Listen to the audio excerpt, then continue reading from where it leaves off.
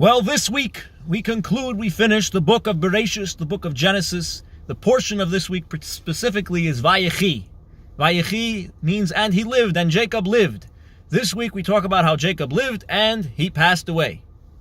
After Jacob passed away, an interesting conversation opens between Joseph and his brothers.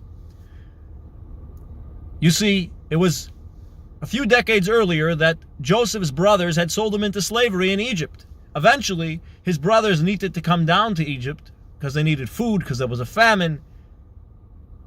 And by now, it has been 17 years that Joseph and his brothers have all made up. They're living in peace and harmony. They're getting along. Everything is good. But now, after Jacob passes away, the brothers start getting nervous. Maybe Joseph is going to get mad, going to try to take revenge now that father is gone. He's going to try to get even with us. And they start getting all suspicious.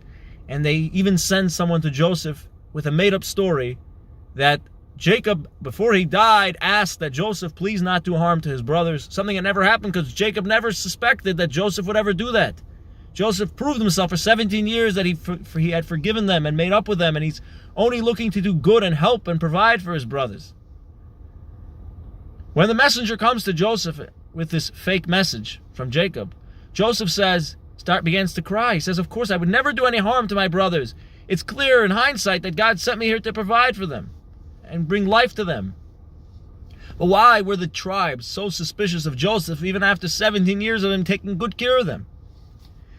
A wise man shared with me this week a thought. He says that some of these brothers, perhaps in their heart, they felt if someone had sold them into slavery, like they sold Joseph, they would never forgive them, no matter what. Even after 20 years, they would still hold a grudge. And so they could not imagine that Joseph was any different. They projected themselves onto Joseph. And that was a mistake, because Joseph was a righteous man. He in fact is the example of returning a favor for bad. Even though the brothers did bad to him, he returned only favors to them. He took good care of them. This is also connected to Hakhel.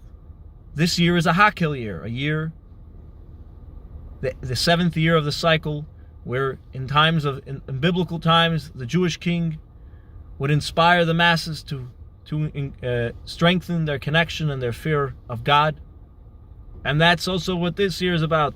As the Rebbe taught us, we all have to reenact Hakhel. And often when you try to influence others like the king did in the Holy Temple in Israel, we try to influence others to fear God. We say, oh, why would he be influenced by a person like me?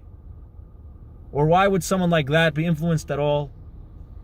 We should never project how we feel about ourselves or how we think others feel about themselves. Never let that taint the reality. The brothers thought Joseph would never truly forgive them. He did. You think no one would take any inspiration from you? They will. You think that person will never be able to be influenced? He will be. L'chaim.